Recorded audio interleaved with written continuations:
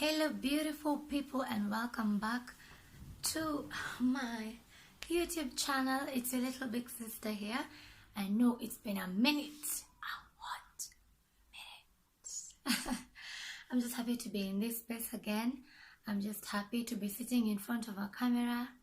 I'm just happy to be at home at this hour. It's like 3 something, and by this time I will be at work. And as you can see in the title of the video, today we'll be diving into my work experience, my internship experience. And yeah, I'm studying psychology, pure psychology, not counseling psychology. I've not really delved into like the meat of what I want to do specifically in the mental health field as a psychologist. There's so much to unpack there, but for counseling psychology students who do that as the undergrad, they have geared more towards therapy and counseling. For us, we've only like touched on it, but trust me, I have dived in the deep end with this because of work, because of the experience that I've been exposed to during this past 3 months, or like 2 3/4 months, because it took time for me to settle and all that. But yeah, where was I? I was in a hospital setting, and my responsibilities, or my JD, according to what I had written as my objectives, like what I had wanted to have learned by the end of my time there, were like learning how to do therapy, how to counsel, working with children. What else? Which other objective did I have? Or to really improve on my psychological assessment skills, minus whatever I had learned in school theoretically. So like applying the theory to like real life situations and to like real life clients. So mine majorly was like the psychological assessment part and the counseling, working with children, and I don't remember my other objective, but I'll put them here.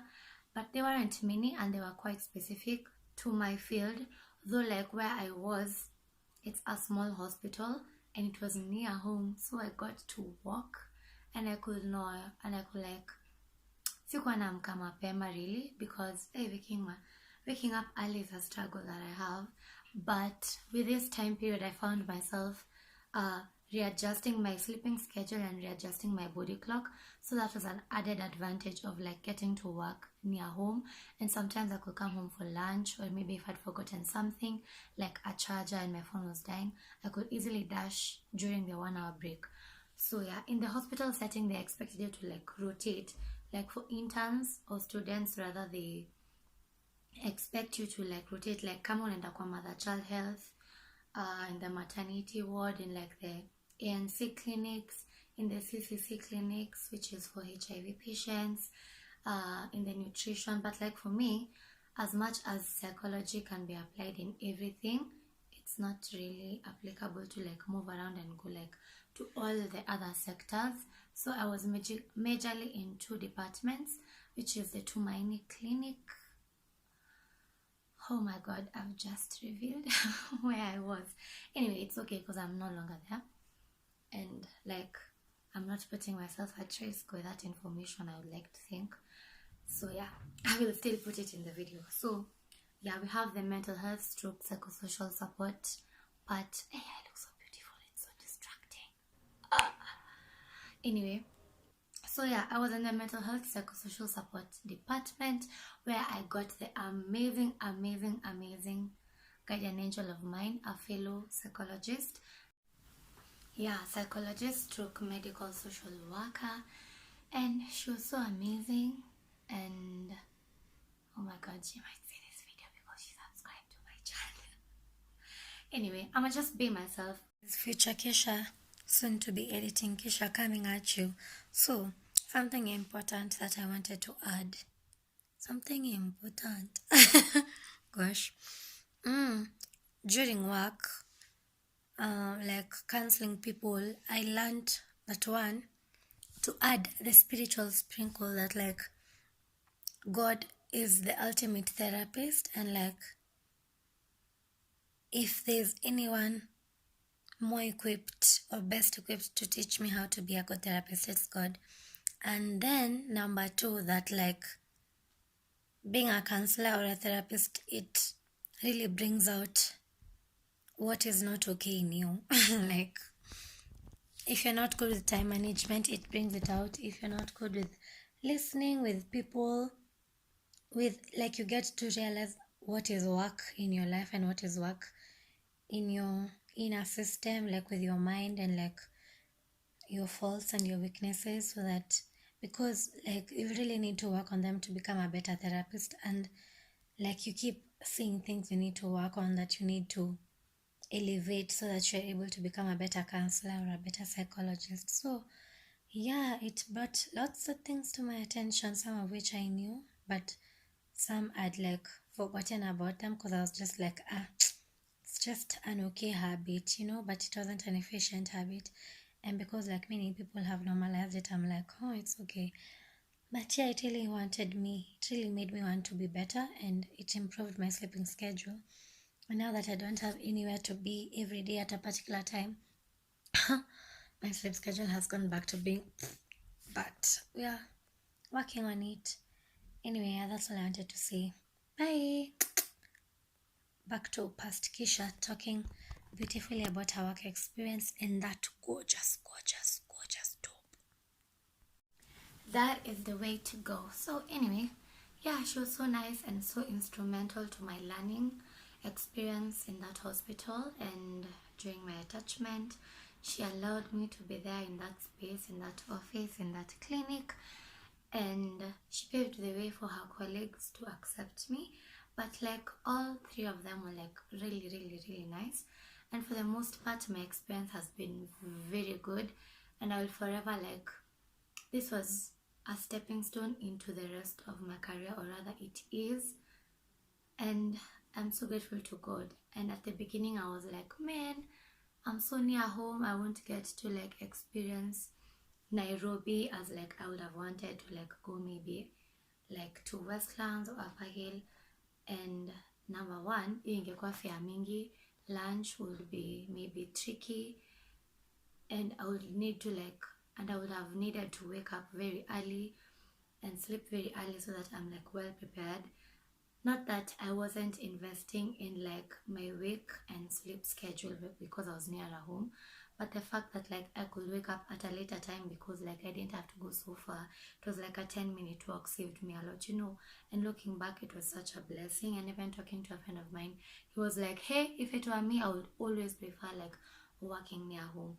So yeah, the office, like my department was really, really good, and it was a government hospital. So trust you me, like we used to go home early, we used to like not like go to work very early, except like some instrumental people who like were there to register patients and stuff, for people who like opened the gates for the hospital to be open and stuff like that. But for the most part, it was like a flexible work environment, and I even had a day off. So it was really good, it was comfortable, but yet it pushed me out of my comfort zone in terms of like, I don't know, but I have to make a mistake and be corrected and accept criticism in order to be able to be better at it next time, and to be able to accept feedback and rather ask for it. And I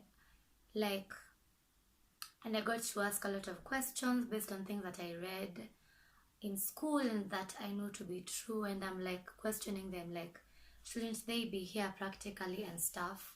So yeah, what else? I promised you tea on my Instagram. Yeah, at the beginning it was quite tough, and I remember even crying about it. And but tough is relative. It was tough for me as Kisha, but not that tough. Just like it wasn't what I thought it would be, because I thought I would start immediately. And for one reason or another, mostly work related, and like being sent out for trainings, like I couldn't be in the room alone, because then like who would be accountable for my time there, and like who would I learn from? So like the first few weeks nilikuwa naenda na bounce because like my colleagues weren't there, and that really bummed me out, and waiting before like I got the official privileges of being an intern there. What am I saying? Before I got the privileges of like being acknowledged and being taken around for an orientation, to acknowledge that this is my course, this is what I'm doing, I'm under this department here for this long. So acknowledge her, respect her, help her to learn. And like when she comes here to your office or to your department, you know who she is. Like before I got all those privileges, I used to just wait in the lobby kwa benches just like a patient, and it used to suck. And I saw another intern na yeye ako na lab coat. By the way, I was so happy I got to wear a lab coat. Yeah, namwona yeye anafanya kazi, and I was just like, bam, this sucks. But then I also was like, yeah, alikuja earlier, so of course they've been oriented and they're like already used to the working environment, and so they have those privileges. Because I couldn't go ask for the key to the room, nianze ku wipe, nisome as I wait for like a client to come. Like I just had to wait for my colleague to come, yeye ndo aende key, a clock in, so that I'm able to have access to that room and like not be displaced, because I couldn't go wait in another office, because I couldn't start introducing myself alone, you know. So yeah, I was stuck sitting in the lobby, and it was so cold, and I felt so isolated, and I felt like not welcome. But the fact that I had a supportive colleague, and that like that circumstance was out of her control, like it made everything better. So yeah, eventually I settled in. Eventually, like I was oriented and people knew me. I was in different departments, so it was all good. And I won't go into like the details of like what I really learned, but like for those maybe doing psychology, they could like maybe relate with this. I like sometimes clients and are like, unashinda utamprobaje, like how will you get to know more about their situation? And that was hard during the first times. And I remember like in the first month of observing therapy in ongoing, or observing therapy in session, I was just like, damn, how will I ever be able to do this alone? But even as time went by and I was involved in the session more, I was like being asked for my input, and I was writing counseling summaries, and I was doing follow-up with the clients on the phone and whatever. It built my confidence, and I actually knew that I would actually one day be a great therapist if that is the path that I chose to follow. And I got the nerve to like get over the fact that I'm young, and to get over the fact that like I won't always be getting young clients who will be able to relate to me and open up to me more because of the fact that I am young, and that the fact that I'm young shouldn't be able to stop me in delivering quality service, and that it shouldn't be a barrier for treatment, and that regardless of the comment that a client can make about me being young, all in good motive, lakini I didn't get like bad experience with my age in terms of like mtu kusema no, I don't want you to attend to me because you look so young. I didn't, but like it was my own created self barrier, and I was just like feeling insecure, like will people accept my treatment and my advice and my take and my work because I'm only 21. Not that nilikuwa nimeweka hapa badge imeandikwa 21, but that was in my thinking. That was my own self-limiting belief. But slowly by slowly, even as I got to learn on the job and learn more skills, I was able to have more confidence, and then that self-belief, it just vanished. Poof.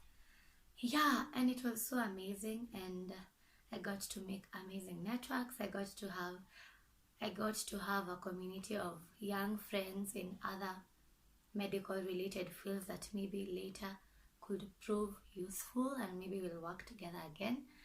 And recently, during my last month, I got to work with someone who I see progress in, and I even commented on my status like the high that you get off of like helping a client and seeing progress in their life.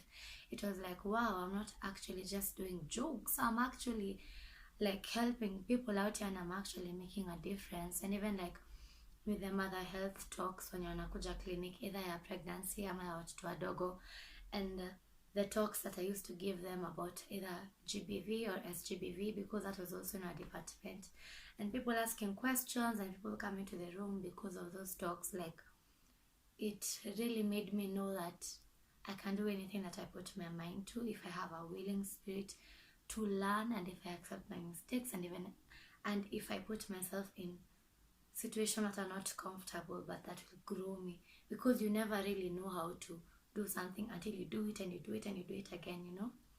So yeah, as soon as I submit my attachment report and go for my last home visit, I'll be officially done. But I'm so grateful to God that I was able to go. And you know, for my course and for my school, it's not a must for people who are doing pure psychology or I'm burning on my tongue, or people who are doing like general psychology to go for attachment. So I was like, I'm different, I'm standing out, I am like taking initiative, and this is so good for my career. Like if I go for interviews, and then if I wouldn't have taken this opportunity, but then I applied to so many places through emails mostly, but this one I applied physically. So like if I wouldn't have taken this opportunity, it not being compulsory, and then when I go for an interview later after graduation, the panel asks me like, what did I do with that time, because this is the only long holiday time I have, alafu niwaambie tu I rested, like that wouldn't reflect well on my CV. So cheers to me for putting on my big girl pants.